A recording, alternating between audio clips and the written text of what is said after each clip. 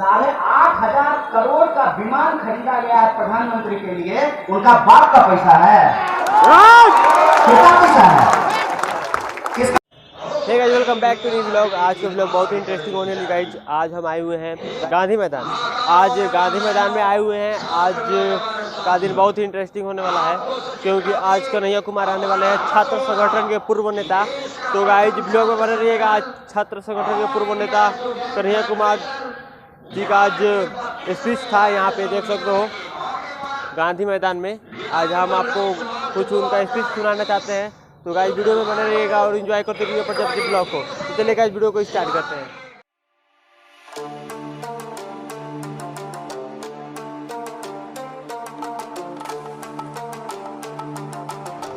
दोस्तों, सिद्धूला उर्फ गोरख नेताजी ने कन्हैया कुमार को शॉल उड़ाकर सम्मानित किए।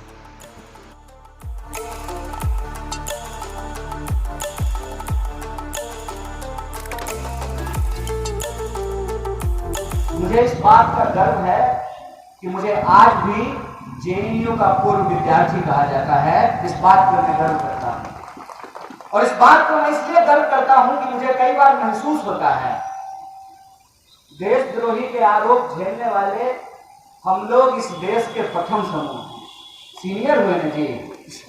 नहीं, आजकल तो किसी को भी कहा जाता है। दिल्ली के बॉर्डर पे जो किसान बैठे हुए हैं उनको देशद्रोही कहा जाता है। 2 दिन का बैंक का हड़ताल करने वाले बैंक कर्मियों को देशद्रोही कहा जाता है। कल को नौजवान अगर एसएससी में धांधली क्यों हुई है, एसएससी की बहाली क्यों नहीं हो रही है, परीक्षा का परिणाम क्यों नहीं निकल रहा है, उसको लेकर के सड़क पर उतरेंगे तो उनको देशद्रोही कहा जाएगा।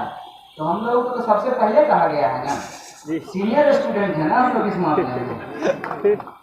हम तब भी यही बात कहते थे और इसीलिए हमने साहिब साहब का जिक्र किया कि जिस गवर्नमेंट कॉलेज लुधियाना से उनको निलंबित किया गया था, आज वहां उनकी सबसे ऊंची मूर्ति लगी हुई है। हम तब भी यह बात कह रहे थे कि हमारी लड़ाई किसी सरकार से इस बात के लिए नहीं है कि आप हमको क्या दे रहे हैं। हमारी लड़ाई इस बात के लिए है कि आप देश को क्या दे रहे हैं और आप देश को कहां लेकर के जा रहे हैं।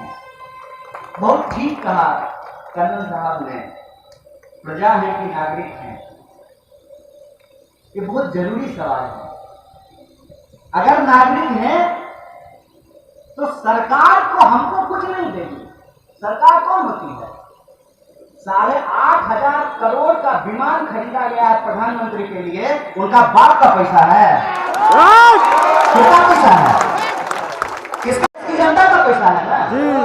जबरदस्ती 56 इंच का छाती चौड़ा करके घूम रहे हो जी। अब बेवकूफ समझते हो हम लोगों को। क्या है? बिहार के लोग अलुआ जरूर खाते हैं, आलू जरूर खाते हैं, बुड़बक नहीं है। बुड़बक समझने का गलती मत कीजिएगा। ये वो धरती है जहां पे शंकराचार्य को भी मंडन मिश्र ने परास्त किया था। ये वो बिहार की धरती है। ये वो धरती है जहां दशरथ मांझी एक छेनी हथौड़ी लेकर के पूरा पहाड़ काट करके रास्ता बना दिए थे। ये वो धरती है। ये याद रखिएगा कि ये हमारी परिस्थिति है कि रोजी रोजगार के लिए, इलाज के लिए, नौकरी के लिए, शिक्षा के लिए हमको दूसरे राज्यों में जाकर के काम करना पड़ता है। ये हमारी मजबूरी है। लेकिन ये याद रखिएगा कि हम मेहनत करने वाले लोग हैं, हम मेहनत का आवाम हैं। अगर हम आपका गंदगी उठा करके आपका घर चमका सकते हैं, आपके दफ्तर को सुंदर बना सकते हैं, आपको वोट देकर के प्रधानमंत्री बना सकते हैं, तो कान पकड़ करके गद्दी से नीचे भी उतार सकते हैं। इस बात को याद रखिएगा। इस बात को याद रखिएगा कि चिड़िया जब आकाश में उड़ती है ना तो उसको लगता है कि हम ऊपर से दुनिया देख रहे हैं, लेकिन चिड़िया ये महसूस नहीं करती है कि नीचे खड़े लोग भी चिड़िया को उड़ते हुए देख रहे होते हैं। क्या कहते थे ये? इस देश की सबसे बड़ी समस्या है परिवारवाद। ठीक है, मान लेते हैं इस देश की सबसे बड़ी समस्या है परिवारवाद। बेबी साहब को बीसीसीआई का सेक्रेटरी कैसे बनाया गया है? ये परिवारवाद है कि नहीं है? और यही बात मैं घूम घूम करके पूछता था जब मैं पिछली बार सिवान आया था स्टेडियम में भाषण देने के लिए, तो रास्ते में कुछ लोग हम पर पत्थर फेंका था, पत्थर बने फूल। वो पत्थर हमारे लिए फूल है और तुम बेवकूफ वाला फूल हो। कैसे कि तुम फेंक रहे हो पत्थर? तुम्हारे हाथ में जिम्मेवारी दे दिया है कि सरकार से जो लोग सवाल पूछे उसको देशद्रोही बता करके उसके ऊपर पत्थर मारो। पत्थर अगर नहीं पहुंच रहा है तो फेसबुक पर जाकर के गाली दो, ट्विटर पे जाकर के गाली दो, यूट्यूब पे जाकर के गाली दो। हमको गाली देने से 2 करोड़ नौकरी मिलेगा? नहीं। अगर ऐसा है तो मैं रोज भोरे भोर फेसबुक लाइव पे आ जाऊंगा और देश के सभी नौजवानों को कहूंगा कि भरपूर आप हमारे साथ पुष्ट को गाली दीजिए अगर आपको नौकरी मिल जाए तो। मिल जाएगा क्या? नहीं। दूसरे से नफरत करके हमारे जीवन में प्रेम का प्रवाह नहीं होने वाला है। दूसरे को गाली दे देने से हम सम्मानित नहीं हो जाएंगे और हमारे ऊपर पत्थर फेंकने के लिए अनपेड लेबर है, पैसा भी नहीं मिला होगा उसको। नेताजी कहे होंगे 500 रुपया देंगे तेल भरवा लेना। अब तो 500 रुपया में आधा टंकी तेल भी नहीं होगा। क्या 500 रुपया में आधा टंकी तेल होगा? नहीं। 500 रुपया से हमें तेल भरवा लेंगे, अब पत्थर ले लो, पत्थर फेंक देना, उसके बाद तुम देशभक्त हो जाओगे। बाबू रे, ये देशभक्ति नहीं है, ये बेवकूफी है।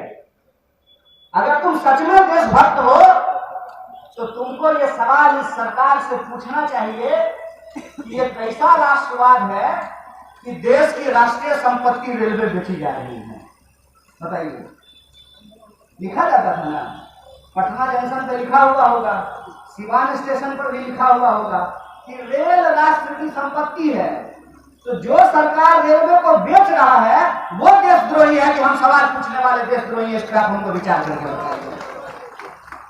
कैसा राष्ट्रवाद है भाई? राष्ट्रीय संपत्ति को निपटाए जा रहे हैं और जो सवाल पूछता है, हम तब भी कहते थे देखिए हम आपका नमक खाए हैं, आपके टैक्स के पैसा से हम पढ़ते हैं और जो ज्ञान हमको मिला है उसके आधार पर हम सरकार से सवाल पूछते हैं कि ये साहब वादा किए थे आप हर साल 2 करोड़ नौकरी देने का, वादा किए थे हमारे खाते में 15 लाख रुपया पहुंचाने का, वादा किए थे अच्छा दिन लेकर के आने का, अब बना दी है अपने बेटा को बीसीसीआई का सेक्रेटरी। हमको दे दिए हैं पत्थर कि तुम पत्थर चलाओ, अब बेटा को दे दिए हैं बीसीसीआई, उसको दे दिए हैं आईपीएल कि तुम आईपीएल खेलवाओ। 1 साल में 2 आईपीएल हो रहा है। बीपीएससी का बहाली टाइम पे नहीं निकलता है, 6-7 बार का बीपीएससी का बहाली एक बार में निकलता है, लेकिन आईपीएल लेट नहीं होना चाहिए। अब ये देखे थे ना आईपीएल बिना दर्शकों का हुआ होता था, स्टेडियम में दर्शक नहीं था, पीछे से वीडियो रिकॉर्डिंग में आवाज सेट कर दिया था जनता का चिल्लाने का। अब फिर हो रहा है, आईपीएल टाइम पर होगा, एसएससी का एग्जाम टाइम पर नहीं होगा, बीपीएससी का एग्जाम टाइम पर नहीं होगा, रेलवे का बहाली टाइम पर नहीं होगा। और रेल तो अद्भुत है, कल परसों एक वीडियो देख रहे थे, उल्टा ही रेल चल रहा था। बताइए, जिनसे रेल नहीं समझ रहा है वो देश का खाक संभालेंगे? तो देश क्या संभालेंगे? लेकिन उनका जो प्रचार है वो प्रचार बड़ा लाजवाब है।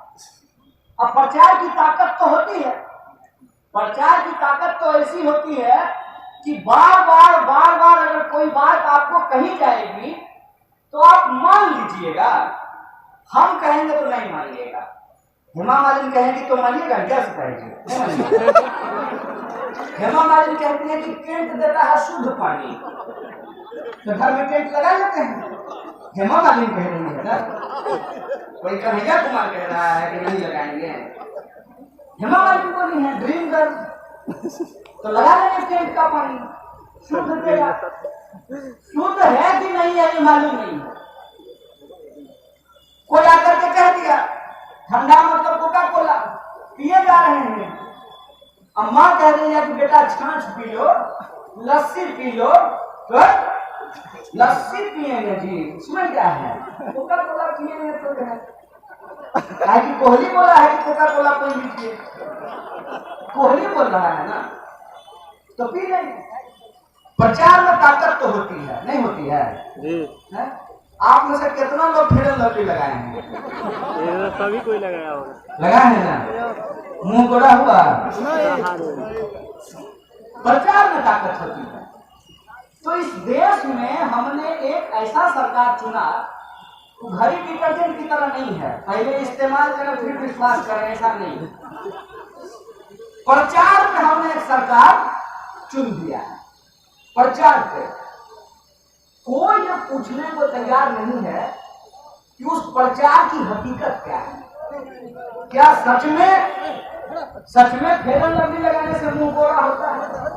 सच में ठंडा मतलब कोका कोला होता है?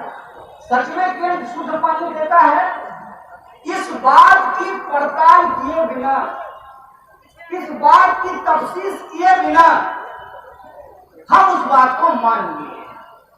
जैसे खुशी की बात है, हिंदुओं का हित अगर साधा जाए तो ये बड़ी खुशी की बात है। लेकिन एक बात हमको बताइए, रेलवे गिर जाएगा, रेलवे की नौकरी समाप्त कर दी जाएगी, इसमें हिंदुओं का हित है कि अहित है? सोचिएगा जरा। अगर एसएससी एग्जाम नहीं लेती है, एसएससी परीक्षा नहीं लेती है, परीक्षा लेकर के परिणाम नहीं देती है, परिणाम दे देने के बाद नौकरी नहीं देती है, और नौकरी का रिजल्ट आ जाने के बाद ज्वाइनिंग नहीं करवाती है, इसमें हिंदुओं का हित है कि अहित है? देश की राष्ट्रीय संपत्तियों को अगर बेच दिया जाता है, औने पौने दामों में बेच दिया जाता है, इसमें हित है कि अहित है? इसको जानते हैं क्या कहते हैं? ये इस्तेमाल किया जाता था। जैसे बच्चा अगर किसी बात के लिए जिद कर रहा हो, तो उस बच्चे को बहलाने के लिए अलग अलग तरीके के नुस्खे अपनाए जाते हैं। जैसे मान लीजिए कि एक बच्चा को भूख लग गया है, वो अपनी मां को कह रहा है कि मम्मी बिस्कुट दे दो, ठीक है, तो मम्मी उसको उठा करके अलमारी पे बिठा देंगे। तो बच्चा बिस्कुट मांगेगा, कहेगा कि मम्मी नीचे उतार दो, कहेगा बच्चा नीचे उतार दो, बिस्कुट मांगना बंद कर देगा। इस देश की जनता अपने सवालों पर पहुंचे, अपने सवालों पर हम विचार कर सकें, उससे पहले ही एक नया सगुफा छोड़ दिया जाता है। आज हमसे सिवान के एक पत्रकार ने पूछा कि मोदी जी दाढ़ी बढ़ा लिए हैं, इस पर आप क्या कहना चाहते हैं? हम बोले इसका क्या मतलब है? मोदी जी दाढ़ी बढ़ा लें कि मोदी जी माथा मुड़वा लें कि आधा माथा मुड़वा लें, उसमें हड्डी चुन्ना लगवा लें, कि भौमा मुड़वा लें किसी दिन, वो इससे देश को क्या लेना देना है? ऐसा है क्या कि जैसे उनकी दाढ़ी बढ़ेगी उसी हिसाब से इस देश में रोजगार के अवसर बढ़ने शुरू हो जाएंगे? ऐसा है क्या कि जैसे उनकी दाढ़ी बढ़ेगी वैसे ही आपकी आमदनी बढ़नी शुरू हो जाएगी? इसका क्या मतलब है? मोदी जी मोर को खाना खिलाते हैं, मोदी जी सुग्गा को अपने हाथ पे टहलाते हैं, इससे हमको क्या लेना है? ये देश का मुद्दा है क्या? फिर हमको लगता है कि धीरे धीरे धीरे धीरे हमको इसकी आदत लगाई जाती है। जो बात पहले अखबार के आखिरी पन्ने पे हुआ करता था कि किस हीरोइन का किस हीरो के साथ चक्कर चल रहा है, ये अखबार के आखिरी पन्ने पे हुआ करता था, वो आखिरी पन्ने का खबर देश के अखबार के पहले पन्ने पे पहुंच गया, और जो खबर को अखबार के पहले पन्ने पे होना चाहिए था, वो खबर को अखबार से गायब कर दिया गया है। आपको खबर है क्या कि आपके इर्द गिर्द क्या हो रहा है, इस देश के लोगों के साथ क्या हो रहा है, आपके शहर के साथ क्या हो रहा है। मैं जब आ रहा था तो हम और कन्नन साहब आपस में बात कर रहे थे, क्योंकि जहां भी जा रहे थे ना तो एक बड़ा सा सीमेंट का टुकड़ा रोड के बीच में रखा हुआ है। तो हमको पूछे कि इसका क्या मतलब है। हम बोले हमको भी नहीं पता कि इसका क्या मतलब है। तो एक लड़का जो गाड़ी में था वो बोला कि सर ये तो कुछ नहीं है, लोग तो सड़क पे गेहूं सुखाते हैं। तो कन्नन बोले गेहूं सुखाता है तो कोई काम है, लेकिन सीमेंट का टुकड़ा आपके रोड पे पड़ा हुआ है, इसका क्या मतलब है। ऐसा है कि नहीं है। सिवान के कई सड़कों पे आप घूम करके देखिए तो सीमेंट का टुकड़ा पड़ा हुआ है, मेन हॉल खुला हुआ है, गटर में पानी पास नहीं कर रहा है, बिजली 24 घंटे नहीं आती है, इंटरनेट आधा घंटा स्पीड से चलता है बुलेट ट्रेन से, आधा घंटा के बाद EMU बन जाता है। ये आपके साथ रोज हो रहा है। इस सवाल से आपको कोई लेना देना नहीं।